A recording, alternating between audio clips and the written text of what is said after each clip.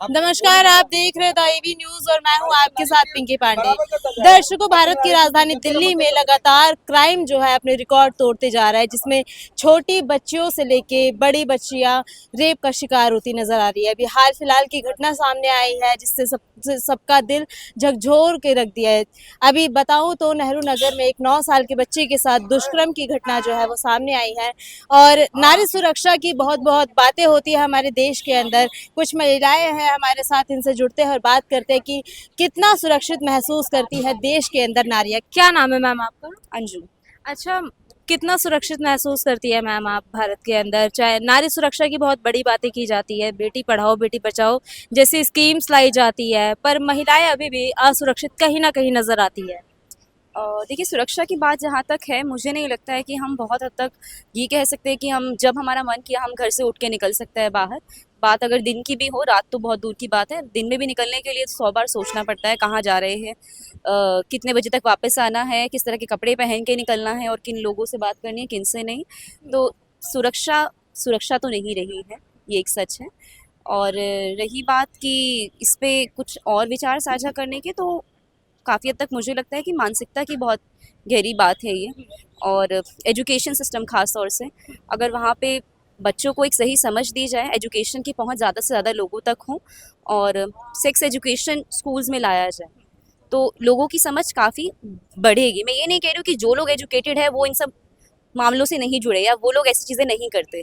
वो लोग भी टीजिंग या फिर आप कह लीजिए रेप केसेस में सामने आते हैं, मोलेस्टेशन जैसे केसेस होते हैं, हरासमेंट के केसेस होते हैं। बट कहीं ना कहीं अवेयरनेस बढ़ाने के तरीके एजुकेशन एक बहुत अच्छा माध्यम है, तो उसके द्वारा वो बढ़ाई जा सकती है। अच्छा, जैसे रेप के केसेस आते हैं दुनिया में सामने देश में उजागर होते हैं, तो लोगों का दो तरफा रुख होता है। कुछ लोग कहते हैं कि लड़की ने छोटे कपड़े पहने होंगे, लड़की रात में घूम रही थी, तो एक कवर अप एंगल दिया जाता है इन सब चीज़ों के द्वारा। अभी 9 साल की बच्ची का दुष्कर्म हुआ है, इस पे क्या कहना चाहिए? इसका कोई संबंध नहीं है इन सब चीज़ों से, किसने क्या पहना है, क्या लिया है, क्या नहीं, वो किस बैकग्राउंड के थे, किस बैकग्राउंड के नहीं थे, तो इसका कोई इस बात से कनेक्शन नहीं है। एक व्यक्ति जो किसी से इस तरह का दुष्कर्म किसी के साथ करने जा रहा है, मुझे नहीं लगता वो सिर्फ इसी मानसिकता के साथ आता है कि इसने छोटे कपड़े पहने हैं या ये इस उम्र का है तो मैं इसके साथ ही दुष्कर्म करूं। उसके दिमाग में बस एक सोच है कि मुझे ये करना है, तो उसको चाहिए, तो वो उसकी इम्पल्सिव रिएक्शन है उसका, वो एक। सो आई डोंट थिंक सो कि कोई क्रिमिनल ये सब चीज़ें करने से पहले, हाँ हो सकता है वो एक ईजी सस्पेक्ट ढूंढे अपने लिए, तो उसमें कोई भी व्यक्ति उसके लिए शामिल हो सकता है उस सिचुएशन में, जो उसको लगे कि ये एक ऐसा व्यक्ति है या ऐसी महिला है जिसको मैं इजीली अपने चंगुल का शिकार बना सकता हूँ, तो वो कर सकते हैं। पर इसका कोई संबंध नहीं है इन चीज़ों से कि किसी महिला ने क्या पहना है क्या नहीं पहना है। रिपोर्ट्स आपके भी सामने है कि सूट में भी लोगों के रेप हुए हैं और छोटे कपड़ों में भी लोगों के रेप हुए हैं, बुरखे तक में रेप हुए हैं। बात करें जुडिशियरी की, तो कई केसेस हुए। निर्भया का एक केस हुआ, 10 साल बाद उसकी विक्टिम को फांसी हुई। क्या रेप के बढ़ावे में जुडिशरी का भी कोई हाथ है, आपको ऐसा लगता है?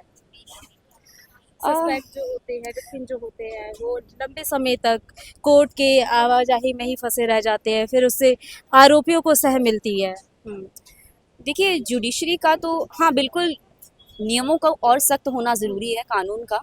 और समय बहुत लंबा चला जाता है लोगों का इसमें। पहली बात तो ये कि लोग रिपोर्ट ही नहीं करते, आधे से ज़्यादा केसेस कितने सारे हैं। रेप तो बहुत दूर की बात है, अगर हमें चलते चलते सड़क पे यहाँ कोई छेड़ दे, अभी हम नज़रें झुका के पहले देखेंगे कि is it safe to raise our voice at that point of time.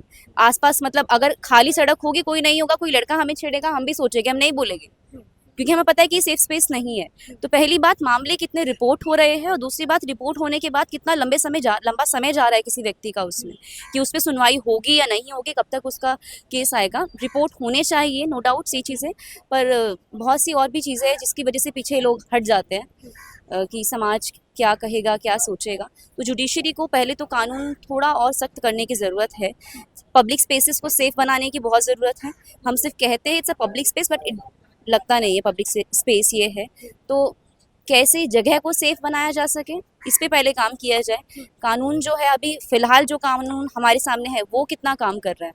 अच्छा, स्कूल्स में मैम एजुकेशन होनी चाहिए छोटे बच्चों की सेफ्टी के लिए, जैसे गुड टच बैड टच। सरकारी स्कूलों में आज भी अध्ययन में ये चीज़ें नहीं है। आई थिंक, देखिए हम खुद एजुकेशन के बैकग्राउंड से हैं, हम उसी फील्ड से हैं, हम टीचर्स हैं, तो हम जानते हैं कि ऐसा नहीं कि से बात नहीं होती है। हम खुद बच्चों को सिखाते हैं गुड टच बैड टच क्या है, पर लेकिन इसकी व्यापकता नहीं है अभी भी। बहुत लंबे स्तर पे या बहुत हम गहरे स्तर पे अगर बात करें तो इसकी कुछ स्कूल्स में हो रहा है, बहुत से प्राइवेट स्कूल्स ऐसे जो बहुत अच्छे स्तर तक समझा रहे हैं, सिखा रहे हैं बच्चों को। गवर्नमेंट स्कूल में भी कई अच्छे टीचर्स हैं जो सिखा रहे हैं, पर लेकिन व्यापकता अभी भी उस स्तर तक नहीं है। शायद कुछ चीज़ें बहुत ऊपरी सतही तौर पर हो रही है कि सिखाया जा रहा है, समझाया जा रहा है, पर उस बात की गहराई तक पहुँचने के लिए करिकुलम को पूरा रिवाइज करने की ज़रूरत है। पेरेंट्स, बिल्कुल ठीक कहा आपने, पेरेंट्स को भी अवेयर करने की बच्चा ज़रूरत है। इस चीज में अपने आप को एक दबाव लेता है कि अगर पेरेंट्स का सपोर्ट हो तो बच्चे काफ़ी हद तक अपने कॉन्फिडेंटली अपनी पेरेंट्स को चीज़ें शेयर कर सके। तो अगर बच्चा बता भी रहा है तो पेरेंट्स उस चीज़ को बोलता है कि बताना नहीं है पेरेंटल सपोर्ट की नहीं। Parent support is most important. एक चाइल्ड के लाइफ में पेरेंट्स का सपोर्ट होना बहुत ज़रूरी है। अगर बच्चा कहीं ना कहीं उस चीज़ को हाइड कर रहा है तो उसका सबसे बड़ा रीज़न पेरेंट्स है। सोसाइटी हमारा फैमिली इन्वायरमेंट कैसा है, फैमिली में अगर दबाव है तो बच्चा उस चीज़ को क्यों एक्सप्रेस नहीं कर पाता।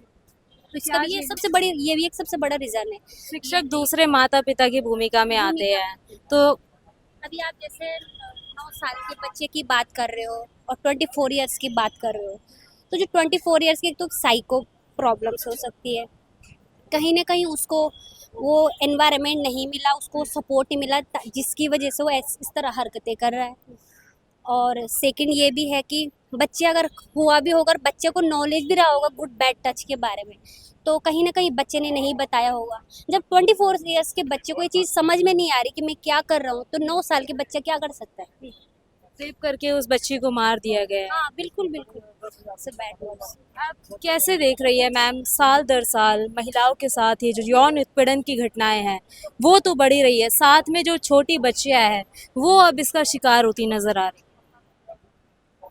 सॉरी, इसके लिए तो आई थिंक हमारी गवर्नमेंट को इसके लिए काफ़ी सख्त नियम बनाने चाहिए और इसके लिए अपनी सोसाइटी को के ऊपर काफ़ी अवेयरनेस होनी चाहिए। हमारे सोसाइटी में क्या हो रहा है, हम कैसे सोसाइटी में अपने रहन सहन हम क्या कर रहे हैं। इवन पेरेंट्स को भी हमारे बच्चे कहाँ रह रहे हैं, कहाँ जा रहे हैं, इसके बारे में पेरेंट्स को अवेयरनेस होनी चाहिए। अगर 9 साल का बच्चे भी और बाहर जा रहा है तो इसके लिए पेरेंट्स को ऐसे नहीं क्या तो रात उस बच्ची को किडनैप किया गया है उसके घर से पड़ोसी के द्वारा। हाँ मैम, देखो ये चीज़ें होती है, पर रात को कोई सेंस नहीं बनता ना, आप किसी के घर पे जा रहे हो। अगर बच्चा कहीं घर किसी के पड़ोस के घर पे भी जा रहा है तो मुझे लगता है कि इसके लिए भी सोसाइटी ऑफ कोर्स है, इसके लिए सबसे बड़ा प्रॉब्लम है। अगर वहाँ उनके बच्चा अगर वहाँ गया है तो पेरेंट्स को, पड़ोसियों को भी एक ट्रस्ट हो जाता है, एक ट्रस्ट बिल्ड होता है कि हमने वहाँ अपने बच्चे को भेजा है। इस ट्रस्ट आप जुडिशरी का क्या रोल देखती है मैम आप, क्योंकि बहुत से केसेस है 10 से 15 साल तक अटके रह जाते इसके बारे में मतलब कड़े कानून होने चाहिए ऐसी बिल्कुल चीजों से होने चाहिए। हमारे इंडियन सोसाइटी में ये चीज़ें बिल्कुल नहीं है। काफ़ी चीज़ें 5 इयर्स 4 इयर्स इवन जिसके लिए वो स्टैंड लिया गया है वो इंसान दुनिया में भी नहीं है, तब तक भी वो लॉ चलते रहते, वो लॉ वहीं का वहीं पड़े हुए हैं। तो उस लॉ के कहीं कुछ भी ऐसी चीज़ें होती है उससे सडन एक्शन होना चाहिए। क्या ऐसे कानूनों का लंबे निर्माण नहीं होने चाहिए। अभी तो याद नहीं है सोच के बताना। आपके अकॉर्डिंग मैम क्या ऐसे कड़े कानूनों का निर्माण होना चाहिए जिससे इस प्रकार की घटनाएं जो है उन पे लगाम लग सके। देखिए, कड़े कानून का निर्माण उससे पहले तो हम एज एन इंडिविजुअल, हम जो सिविलियंस हैं, हम खुद कितने अवेयर है कि कितने कानून हैं हमारे पास। तो पहली बात तो हमारे पास अवेयरनेस ही नहीं है। हम अभी जो हमारे पास कानून है हम उससे भी अवगत नहीं है, तो वो अवेयरनेस लानी बहुत ज़रूरी है। पहले तो हम सबको ये मालूम हो कि अभी क्या नियम है सरकार की ओर से इस तरह के केसेस में, उसके बाद बात बदलाव की आएगी। तो बदलाव एक अलग चीज़ है। सुनवाई होते होते बहुत देर हो जाती है, एक्शंस नहीं होते, कई मामलों के अंदर हमें दबा दिया जाता है और सिर्फ इसमें सरकार पे थोप देना इस बात को सिर्फ सही नहीं होगा। काफ़ी हद तक जिम्मेदारी हम सबकी खुद की बनती है, क्योंकि हम सोसाइटी कहकर उसे अपने से अलग कर देते हैं। हम उस सोसाइटी का ही पार्ट है। तो सबसे ज़्यादा ज़रूरी है कि हम खुद अब घर में रह के अपने बच्चों को ये बात सिखाएं कि कैसे अपनी रिस्पेक्ट और सामने वाले की रिस्पेक्ट कैसे की जाती है। दोनों की ही समझ होनी चाहिए और इसमें एक सामने वाले जेंडर की रिस्पेक्ट और अपने आप को कैसे रखकर देखना है। अगर ये चीज़ घरों से ही सिखाई जाएगी बच्चों को, वही चीज़ इक्वली स्कूलों में भी एप्लीकेबल होगी, वही चीज़ समाज में हर तरीके से जाएगी, तो लोगों तक उसका गहरा असर होगा। कानून बनाने से कुछ नहीं होता। हम आज धर्म और कल्चर की बात करते हैं, इसका बहुत गहरा असर पड़ता है इंसान पे। तो ये हमारे it should be part of our culture. Culture को इंसान कभी नहीं भूलता, कानून भूल जाएगा।